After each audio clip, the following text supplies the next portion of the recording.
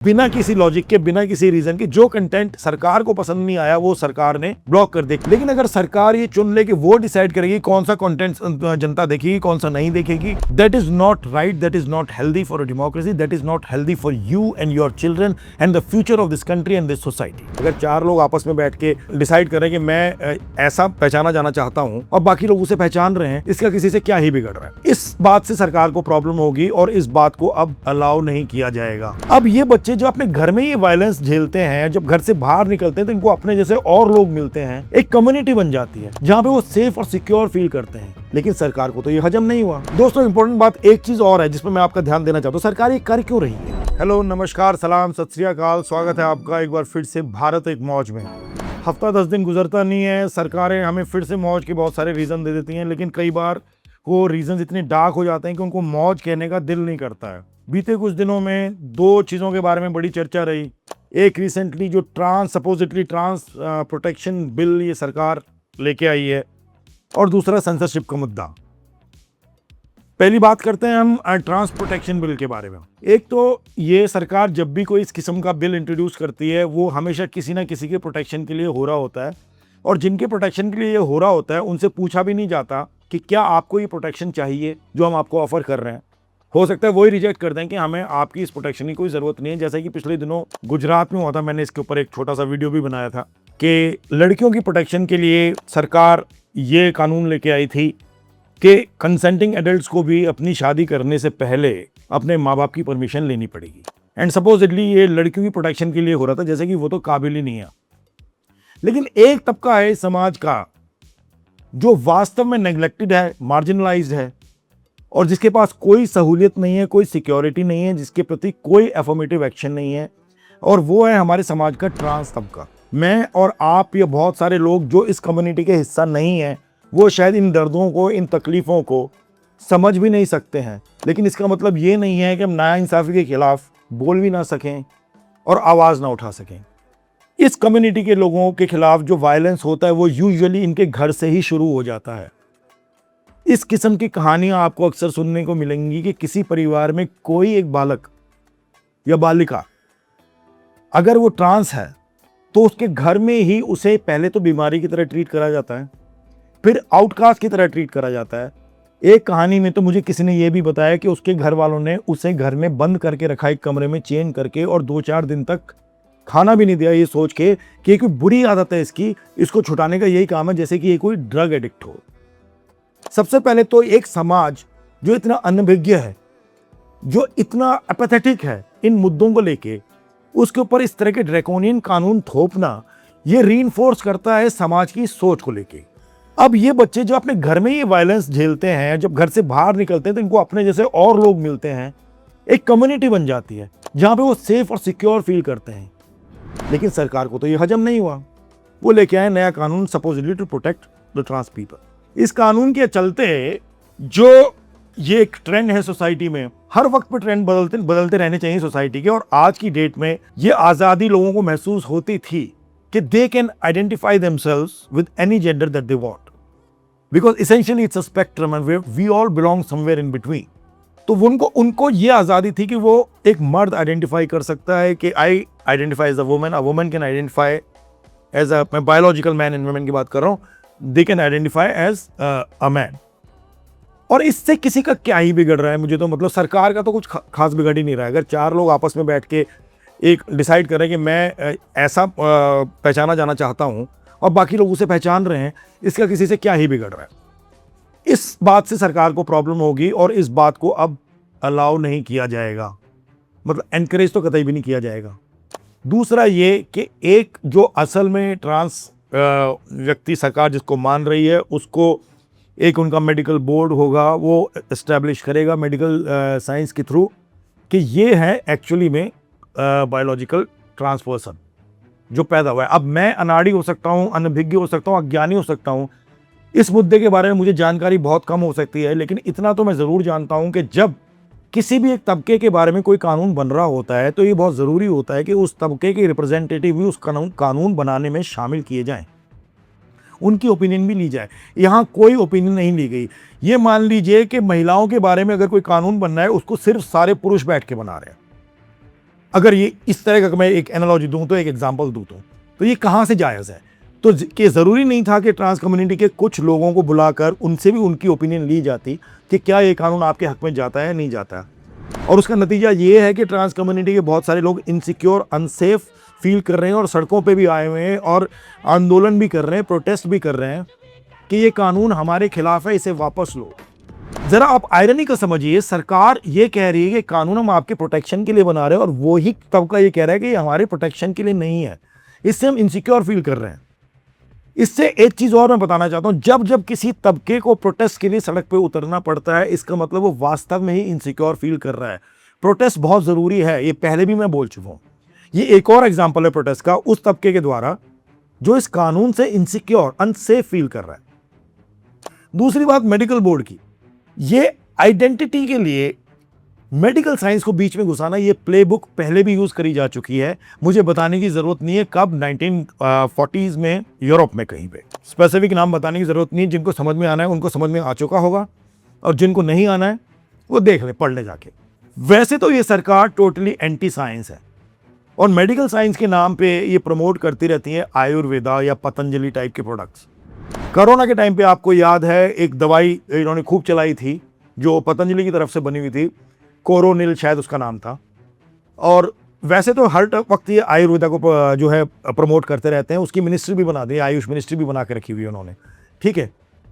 लेकिन जब यहां पे आइडेंटिटी की बात आती है तो सडनली दे रियलाइज कि यहां पे हम मेडिकल साइंस को अपने फायदे के हिसाब से यूज कर लेते हैं और वो यूज कर रहे हैं। दोस्तों इंपॉर्टेंट बात एक चीज और है जिसमें मैं आपका ध्यान देना चाहता हूं, सरकार ये कर क्यों रही है?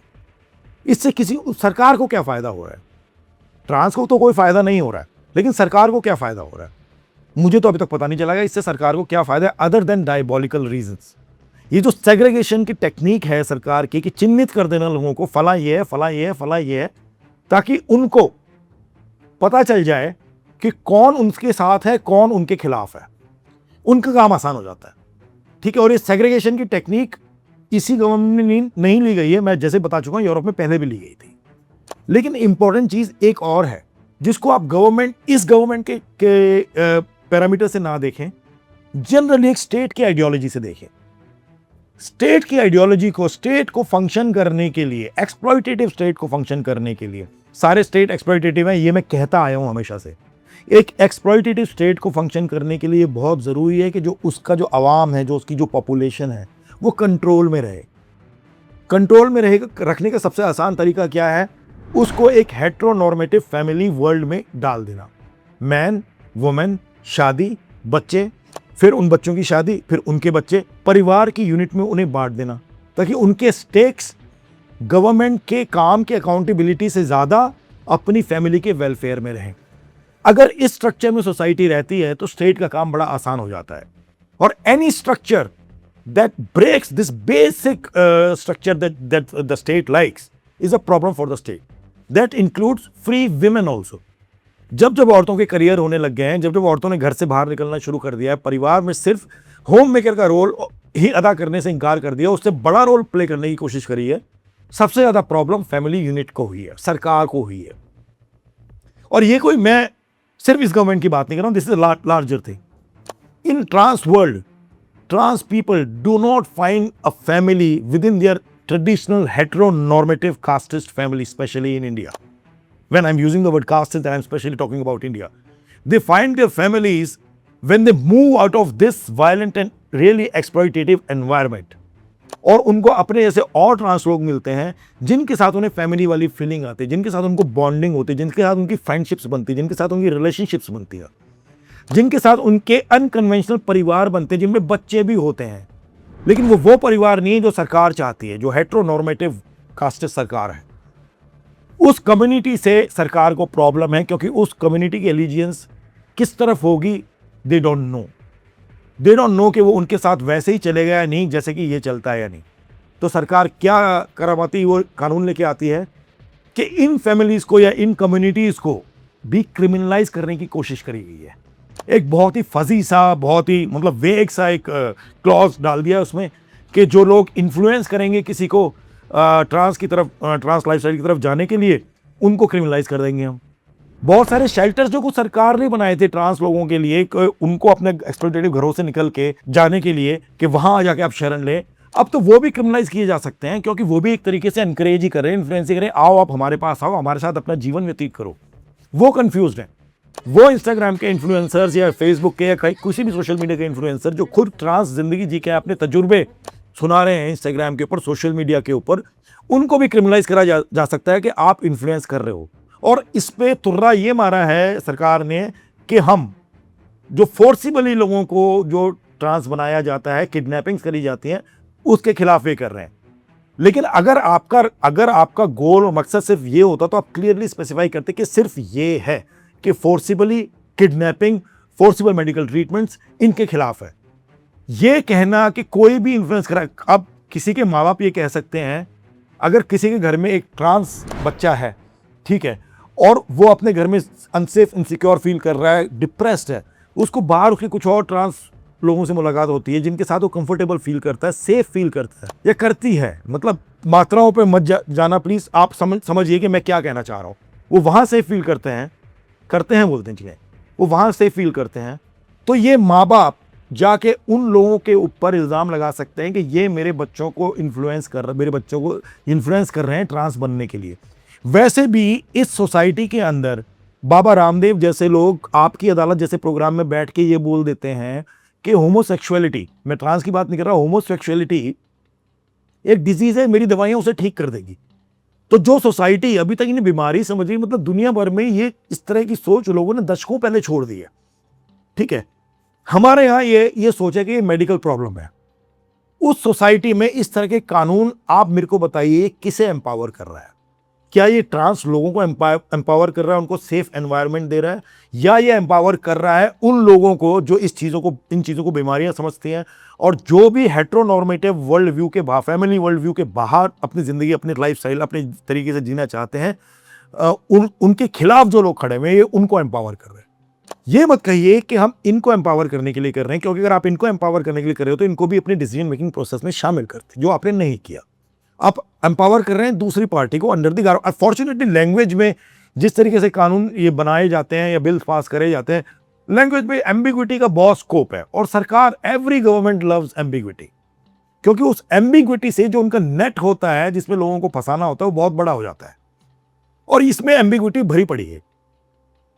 सिंपल सी बात है, trans people are also a member of this society and deserve the same equality, same right to justice, same access, just like anybody else, just like anybody, any man, any woman, any trans, anybody in the society। कौन अपने आप को अपनी जिंदगी में कैसे identify करके जी रहा है, इस पे मैं जोक कर सकता हूँ, क्योंकि मैं एक इग्नोरेंट बंदा हो सकता हूँ, कोई और जोक कर सकता है, वो इग्नोरेंट बंदा हो सकता है, क्योंकि हर आइडेंटिटी पे जोक तो होता ही है, होता आया है।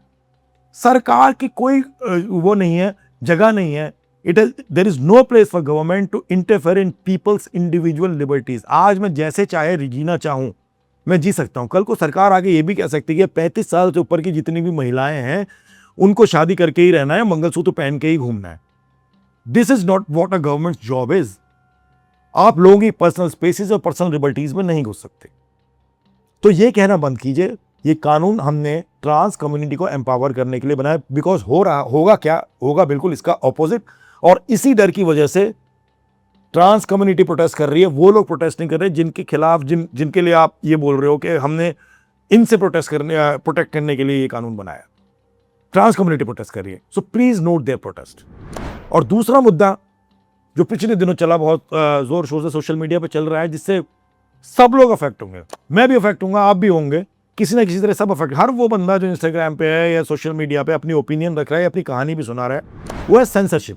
वैसे तो सेंसरशिप गवर्नमेंट स्पेसेस के अंदर कोई नई चीज नहीं है, हर सरकार सेंसरशिप करती हुई है, लेकिन उसकी भी एक ना रीजनेबल सी ऐसी तो लिमिट होनी चाहिए कि बेशर्मी ना लगे, कि बिना किसी लॉजिक के, बिना किसी रीजन के जो कंटेंट सरकार को पसंद नहीं आया वो सरकार ने ब्लॉक कर दे। कितने सालों की मेहनत के बाद लोगों ने अपने एक ऑडियंस बनाई होती है, अपने कुछ फॉलोअर्स बनाए होते हैं, उसको मिनटों में खट कर देना, ठीक है।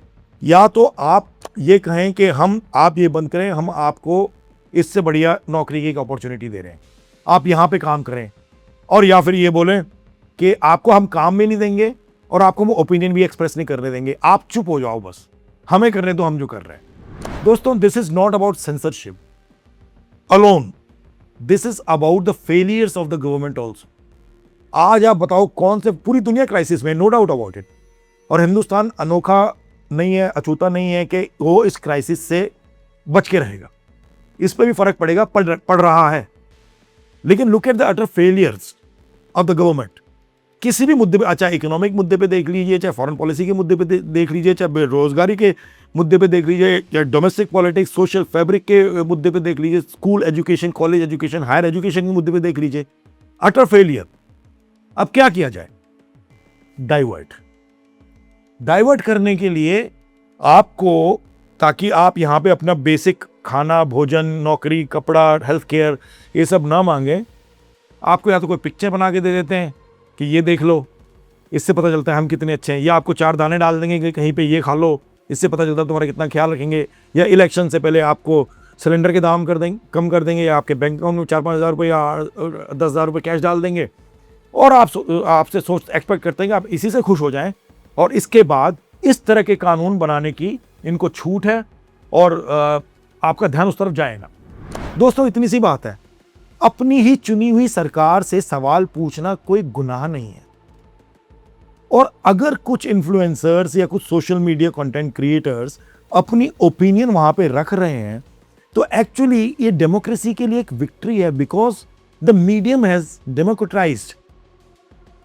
कोई भी कंटेंट बना सकता है, कोई भी बोल सकता है, कंटेंट अच्छा भी हो सकता है, बुरा भी हो सकता है। जो बुरा कंटेंट है उसका भी ऑडियंस होगा, जो अच्छा कंटेंट है उसका भी ऑडियंस होगा। देखिए, धुरंधर का भी ऑडियंस है, 21 का भी ऑडियंस है। दोनों फिल्मों को जिसको देखनी है वो देखेंगे, जिसको नहीं देखनी वो नहीं देखेंगे।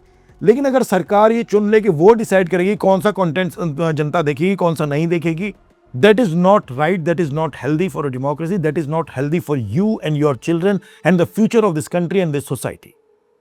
इतना ही कहना था आज मेरे को।